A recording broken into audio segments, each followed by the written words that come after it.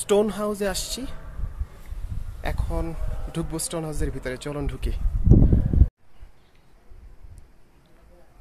Stone house der আল হাজার বলে আরবিতে। এটি ইয়েমেনের একটি অন্যতম ঐতিহাসিক স্থাপনা। এটি ইয়েমেনের রাজধানী সানা থেকে 15 কিলোমিটার দূরে ওয়াদি দাহার নামক স্থানে অবস্থিত। স্থাপনাটি তৈরি করা হয় ভিত্তিপ্রস্তর স্থাপন করা হয় 1786 সালে। তৎকালীন ইয়েমেনের ইমাম যিনি ছিলেন মনসুর আলী বিন আব্বাস, তার অবকাশ যাপনের জন্য এটি তৈরি করা হয়। ঐতিহাসিক এই স্টোন হাউস পাথর কেটে কেটে রুমগুলো তৈরি করা হয়েছে অবকাশ যাপনের জন্য। 7 তলা ভবন যেটি বর্তমানে জাদুঘর হিসেবে ব্যবহার করা হচ্ছে। অন্যতম আকর্ষণ হচ্ছে 1974 সালে আরাবিয়ান নাইটস যে মুভি, সেখানে প্রিন্সেস যিনি ছিলেন তার নাম ছিল মনে হয় দুনিয়া, তার প্যালেস হিসেবে এটাকে আবার ব্যবহার করা হয়েছিল। সেই মুভিতেও প্যালেস হিসেবে এটাকে দেখানো হয়েছিল।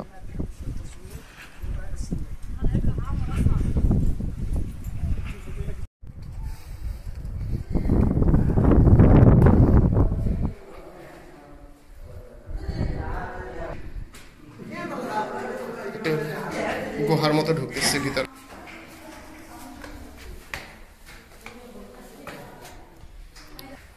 উপরের দিকে উঠি।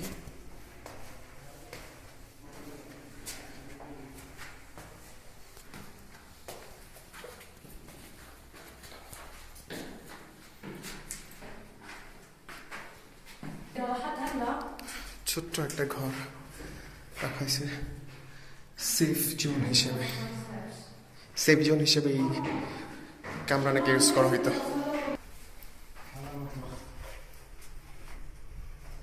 ছোট ছোট ছিদ্র রাখা হয়েছে বাতাস আসার জন্য।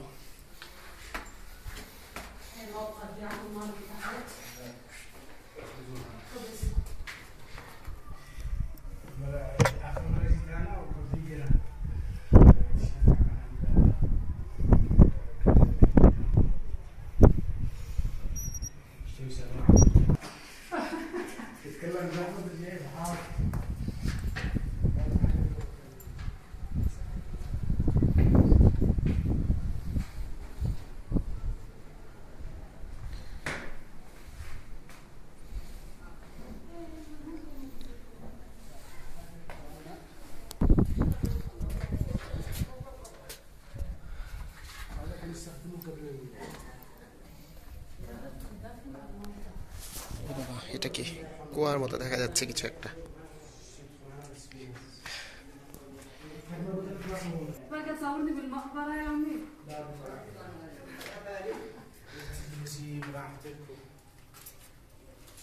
কি কারণে কিভাবে কিছু করা হয়েছে বোঝা মুশকিল। এটা একটা কেভ ছিল না, প্রি হিস্টোরিক বিউরিয়াল কেভ।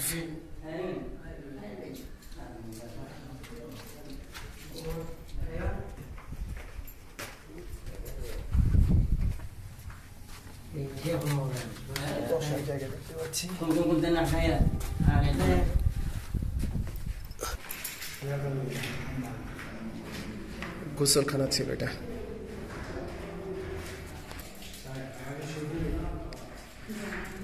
রুমের ভিতর ঢোকা যাবে না। এগুলো আধুনিক করে করা হয়েছে, কিন্তু কিছু জিনিসপত্রগুলো এগুলো আগেকারই। এটা হচ্ছে অতিথিখানা, যেটাকে ওরা বলে মাফরাজ।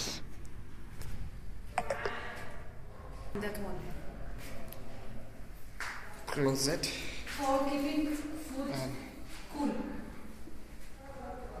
cool storage window. Wow, মিষ্টি বাতাস। এখানে মিষ্টি বাতাস। আমরা উপরে যাচ্ছি। এটা একটা রুম। প্রত্যেকটা ফ্লোরে কোল্ড স্টোরেজ উইন্ডো দেখা যাচ্ছে। এখানে একটা cold storage window.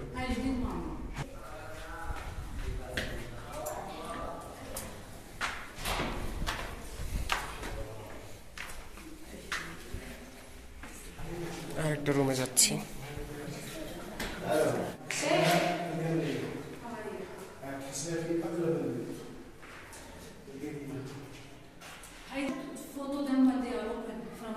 So if for the shorter people they can use it as stairs to ride in here.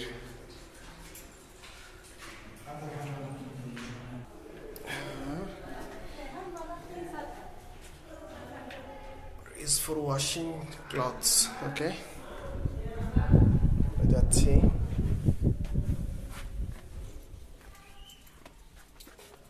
ওকে, ছাদের মতো কাপড় চোপড় শুকাইতো এখানে।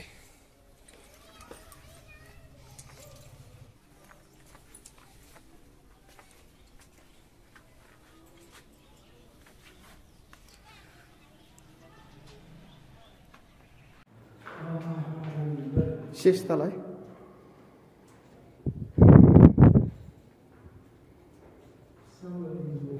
যত উপর দিকে ওঠা গেছে তত অর্গানাইজ হয়েছে। এটা মনে হচ্ছে যে ওরা প্রয়োজনের সাথে সাথে উপর বৃদ্ধি করছে। বেসিক্যালি এখানে যেটা হয় যে ছোট পরিবার থেকে আস্তে আস্তে যখন পরিবার বড় হইতে থাকে তত উপরের দিকে তারা বিল্ডিংগুলো বাড়াইতে থাকে। এখান থেকে পাহাড়গুলো দেখা যাচ্ছে।